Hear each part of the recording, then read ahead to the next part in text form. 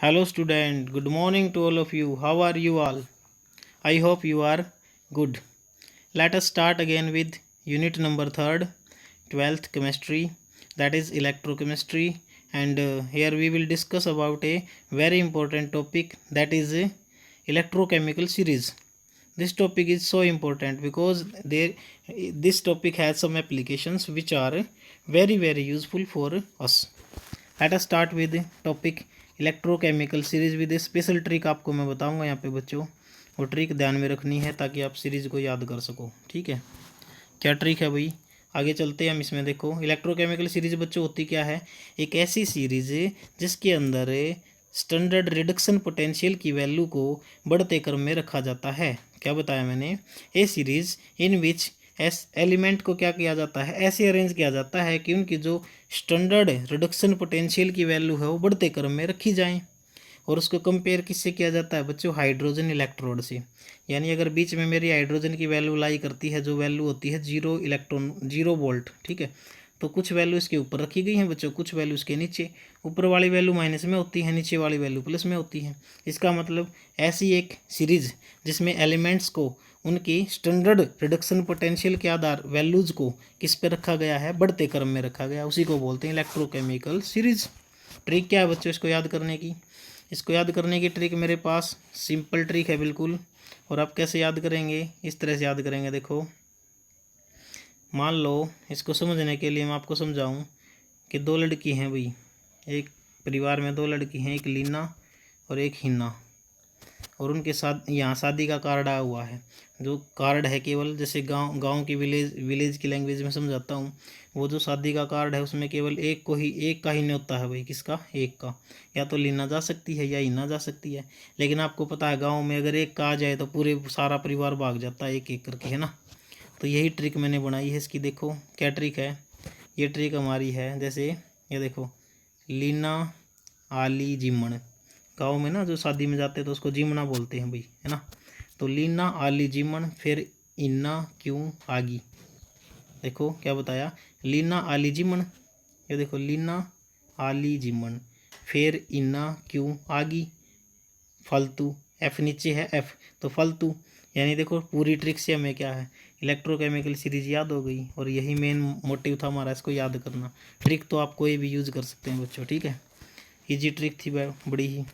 इस सीरीज़ का बहुत बड़ा फ़ायदा हमारी इस केमिस्ट्री में होने वाला है। देखो क्या फ़ायदा है, अब देखो इसमें कुछ वैल्यूज़ दी गई हैं भाई, जिसको सारी वैल्यूज़ को विद रिस्पेक्ट टू हाइड्रोजन मापा गया है। ठीक है, हाइड्रोजन से कुछ वैल्यू ऊपर है, कुछ वैल्यू नीचे हैं।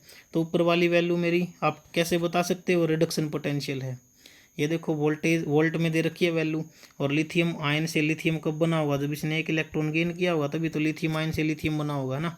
तो इसको इलेक्ट्रॉन को गेन करने के लिए जो पोटेंशियल इसको रिड्यूस करना था, रिडक्शन पोटेंशियल बोलते हैं उसको, इसलिए ये रिडक्शन पोटेंशियल है। समझ गए ना आप चेक भी कर सकते हो ना कि कितने इसका जो +1 से 0 पे गया है तो रिडक्शन हुआ है, ये भी +1 से 0 पे गया रिडक्शन हुआ, +3 से 0 पे गया रिडक्शन, सबका रिडक्शन है। तो ऐसे पोटेंशियल जिसमें सभी का रिडक्शन होता है तो रिडक्शन पोटेंशियल हमारा स्टैंडर्ड वैल्यू पे है तो स्टैंडर्ड हो जाएगा। तो देखो सारी वैल्यूज बच्चों गिवन है। लिथियम आयन से जब लिथियम बना तो वैल्यू कितनी थी, -3.05 वोल्ट। सोडियम आयन से जब सोडियम बना तो वैल्यू कितनी थी, -2.71 वोल्ट। एल्यूमिनियम आयन 3+ आयन से जब एल्यूमिनियम बना तो वैल्यू कितनी थी, -1.66 वोल्ट। जिंक 2+ आयन से जिंक बना तो वैल्यू कितनी थी, -0.76 वोल्ट। आयरन 2+ आयन से आयरन बना तो वैल्यू कितनी थी, -0.45 वोल्ट। क्लियर। हाइड्रोजन आयन से जब हाइड्रोजन बना हमारा, यहाँ पे गलत लिख दिया भी शायद, हाँ यहाँ पे 2H ही आएगा बस, प्लस नहीं आएगा, ठीक है, क्योंकि प्लस से 0 पे वैल्यू जानी है तो रिडक्शन होगा। ठीक है, इसको चेक कर लेना आप सभी बच्चे। तो 0 वोल्ट वैल्यू थी इसकी। कॉपर आयन से कॉपर बना तो कितनी थी, प्लस की वैल्यू स्टार्ट होगी भाई हाइड्रोजन से नीचे, ठीक है ना। ऊपर तो ऑक्सीडाइजिंग पावर बढ़ती है बच्चों, ऑक्सीडाइजिंग पावर, जबकि नीचे क्या है, रिड्यूसिंग पावर बढ़ती है, याद रखना आप। ठीक है, क्लियर है या नहीं है, ये चीज़ आपको समझ में आनी चाहिए। उसके बाद क्या बताया, ये सिल्वर आयन से सिल्वर बना तो +0.80 वोल्ट। और फ्लोरीन से फ्लोराइड आयन बनेगा तो क्या है वैल्यू, मैक्सिमम वैल्यू है बच्चों 2.87 वोल्ट। तो यहाँ से क्या कंक्लूड करेंगे हम कि मैक्सिमम वैल्यू किसकी है, फ्लोरीन की, मिनिमम वैल्यू किसकी है, लिथियम की। So you can see that जिसकी बच्चों मैक्सिमम स्टैंडर्ड रिडक्शन पोटेंशियल की वैल्यू होगी तो ऑक्सीडाइजिंग एजेंट बेस्ट होगा, क्योंकि जो रिडक्शन मान लो यहाँ पे क्या है, इसका रिडक्शन होगा, तो जो रिडक्शन करेगा यहाँ पे फ्लोरीन क्या है, फ्लोरीन क्या करेगा, 2 इलेक्ट्रॉन गेन करके फ्लोराडाइन बना लेगा अपना। तो देखो रिडक्शन हुआ तो क्या है, कौन करवाते हैं रिडक्शन, ऑक्सीडाइजिंग एजेंट। तो बेस्ट ऑक्सीडाइजिंग एजेंट कौन है यहाँ पे बता सकते हो, जिसका रिडक्शन जल्दी हो जाएगा और बेस्ट ऑक्सीडाइजिंग एजेंट होगा, तो यहाँ पे फ्लोरीन मेरा सबसे बेस्ट ऑक्सीडाइजिंग एजेंट है। इसको बहुत ज़रूरत है इलेक्ट्रॉनों की, जल्दी लेगा, ठीक है। जबकि ऊपर वाला जो मैं बात करूँ लिथियम यहाँ पे, तो ये लिथियम मेरा क्या है भाई, ये मेरा है बेस्ट रिड्यूसिंग एजेंट, क्योंकि ये रिड्यूस होना जल्दी चाहता है, it is best reducing agent. जबकि ये वाला मेरा क्या है, बेस्ट ऑक्सीडाइजिंग एजेंट है फ्लोरीन, ठीक है। एक क्वेश्चन देखो तब समझोगे आप कंसेप्ट क्या कहना चाहता है। क्वेश्चन क्या है, there are 3 elements X Y Z, 3 element लिए बच्चों एक्स वाई जेड, जिसकी स्टैंडर्ड रिडक्शन पोटेंशियल वैल्यू है, एक्स की वैल्यू है 0.52 वोल्ट और वाई की वैल्यू 3.03 वोल्ट और जेड की वैल्यू बच्चों -1.18 वोल्ट रिस्पेक्टिवली, सबकी लगातार। तो इनका ना बताना क्या है आपको, रिड्यूसिंग पावर बताओ इनकी, किसकी रिड्यूसिंग पावर सबसे ज़्यादा होगी।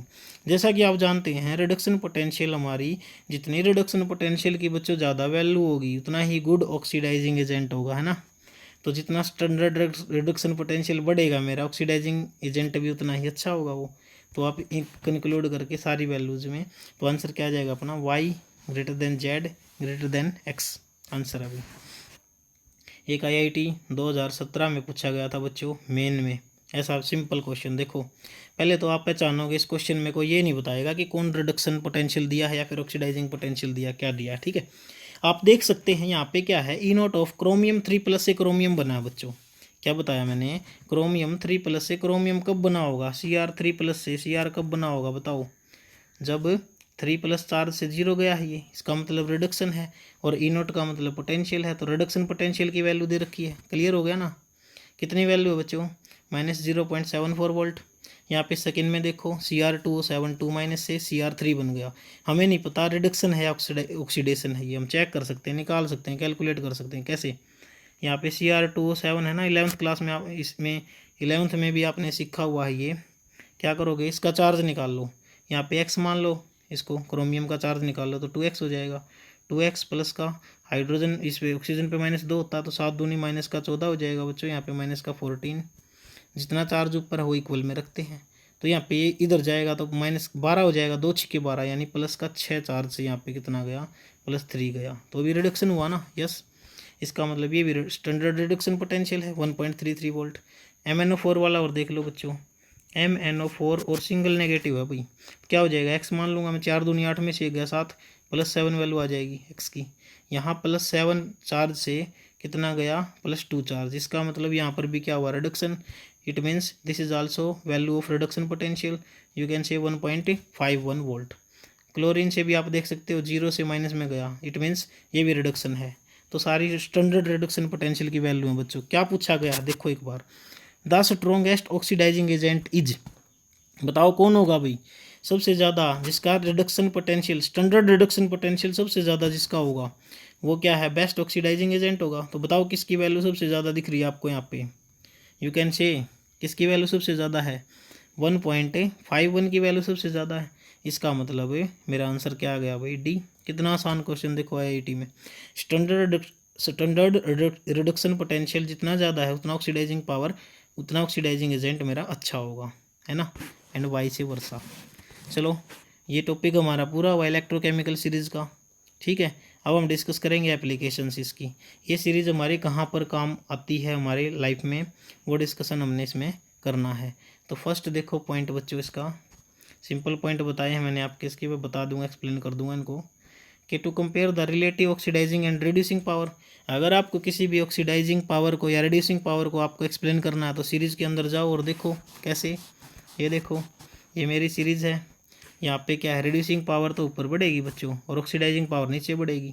तो आपको कोई भी क्वेश्चन कर दे वो पूछ ले तो आप चेक कर सकते हो सीरीज़ में, जो ऊपर होगा उसकी रिड्यूसिंग एजेंट अच्छा होगा वो, और नीचे होगा ऑक्सीडाइजिंग एजेंट अच्छा होगा। क्लियर है या नहीं है, ये फर्स्ट पॉइंट आपको बता दिया मैंने। सेकेंड पॉइंट देखो, to compare the relative activity of metals. जैसे आप पढ़ते थे ना 10th क्लास में, एक एक्टिविटी सीरीज पढ़ते थे, ये वही तो है। वहाँ पे क्या पढ़ते थे आप, एक्टिविटी सीरीज होती थी ना बच्चों, एक मैं बता देता हूँ आपको। देखो ये यहाँ पर एक एक्टिविटी सीरीज होती थी अपनी, और उसकी भी ट्रिक हमारे पास थी बच्चों। क्या ट्रिक थी? कैटरीना ने कार मांगी, अल्टो जैन फरारी, बिपाशा क्यों हो गई है एंग्री आंटी। ये थी एक्टिविटी सीरीज बच्चों, इसी से तो रिलेट करती है, ये सेम ही तो होती है।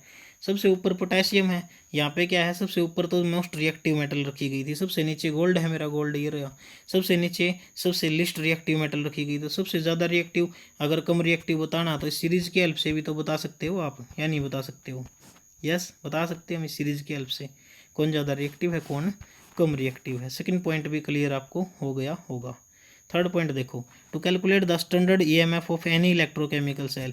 किसी भी इलेक्ट्रोकेमिकल सेल का अगर आप स्टैंडर्ड ईएमएफ निकालना चाहते हो, तो मैंने आपको एक लेक्चर दिया है, वीडियो लेक्चर, जिसमें ईएमएफ निकालने की बात की गई है। तो क्या फार्मूला होता था बच्चों उसका?